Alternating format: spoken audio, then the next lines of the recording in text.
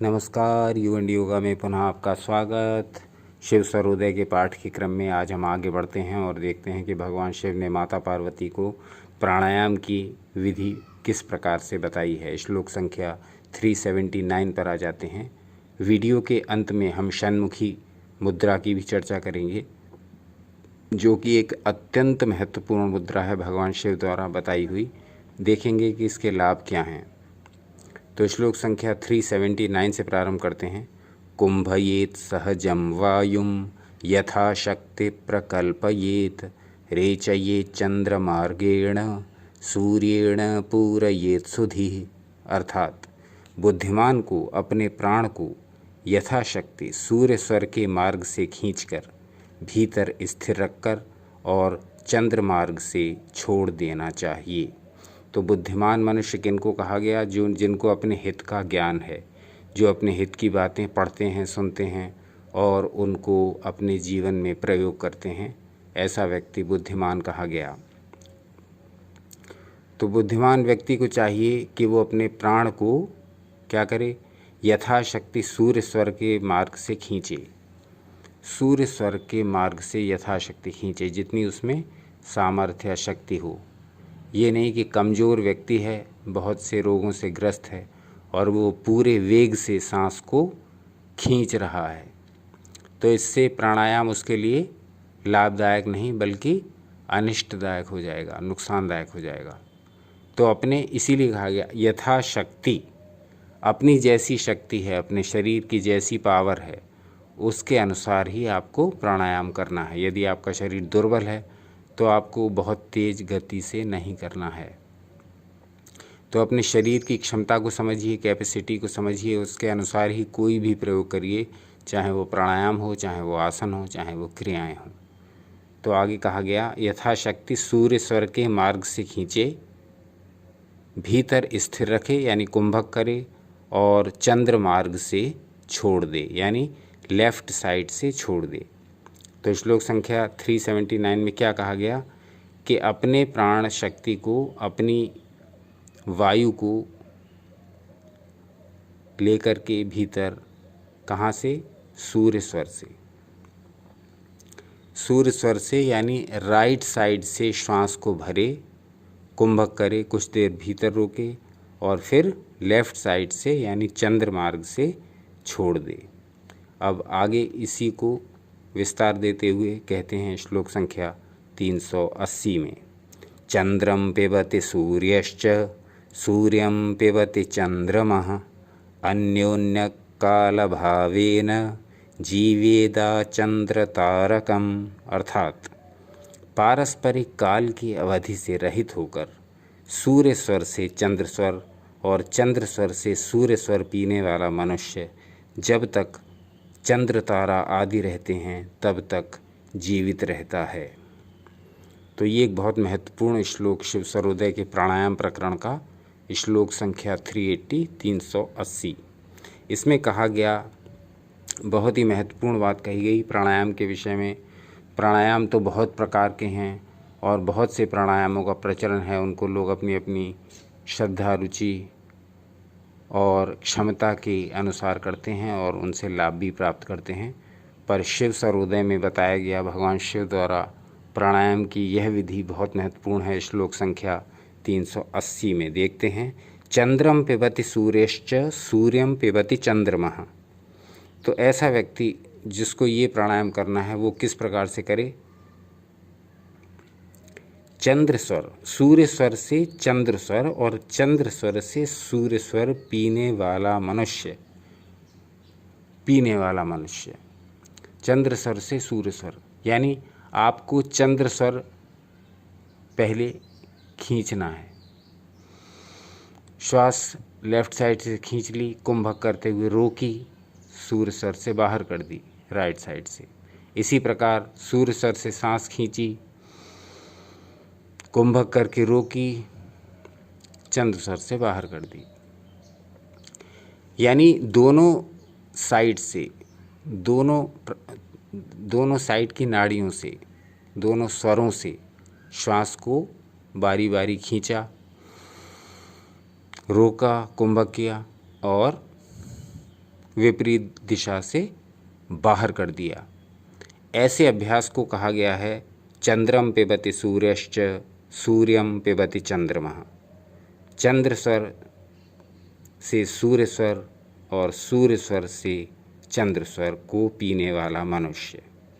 तो ऐसा मनुष्य को क्या लाभ होता है उसके बारे में कहा गया। जीवेदा चंद्र तारकम, जब तक चंद्र तारा आदि जीवित रहते हैं तब तक ऐसा मनुष्य जीवित रहता है। कहने का तात्पर्य ये है कि शरीर छोड़ने के बाद भी उस व्यक्ति का महाकल्याण ही होता है और शरीर में स्थित रहने तक वो एक आनंद की स्थिति में रहता है। जीते जी भी उसको परमानंद है और मृत्यु के बाद तो परमानंद है ही। तो जीते जी अवस्था में, जीवित अवस्था में ही मोक्ष का आनंद, जीवित अवस्था में ही परम आनंद उसको प्राप्त हो जाता है जो इस क्रिया का अभ्यासी है, जैसा कि भगवान शिव ने श्लोक संख्या 380 में वर्णित किया है। आगे चलते हैं, श्लोक संख्या 381 में इसका विस्तार देखते हैं।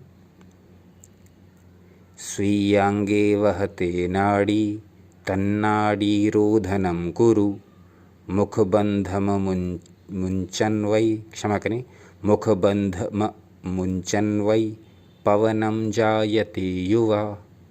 शरीर में बहने वाली नाड़ी को रोककर मुख से भी श्वास को रोकने वाला वृद्ध भी युवक होता है।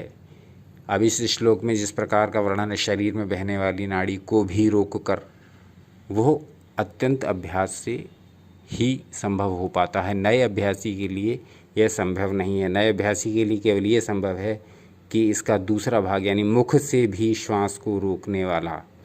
तो ये अभ्यास जब निरंतर करेंगे तब इसमें नए नए अनुभव होंगे और उनके आधार पर हम इन श्लोकों को चरितार्थ कर पाएंगे। श्लोक संख्या 382 में देखते हैं अब क्या कहा गया, जो कि अब आता है इस वीडियो का सबसे महत्वपूर्ण पक्ष, और वो है षण्मुखीकरण।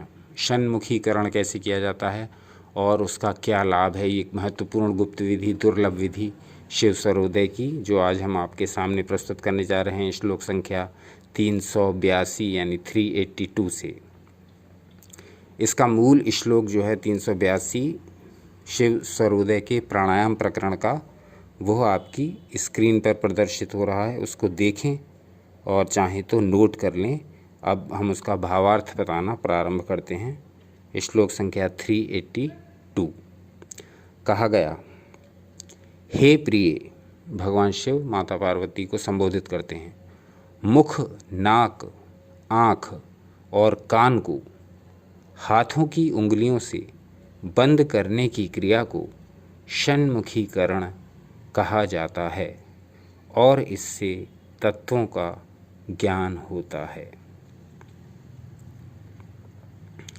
मुख को बंद करना है, कान को बंद करना है, कानों को बंद करना है, नाक को बंद करना है, आँख को बंद करना है। षण्मुखी मुद्रा का चित्र भी आपकी स्क्रीन पर प्रदर्शित हो रहा है, उसे देखें। उसी प्रकार से स्थिति बनाते हुए हाथों की मुख पर रखना है।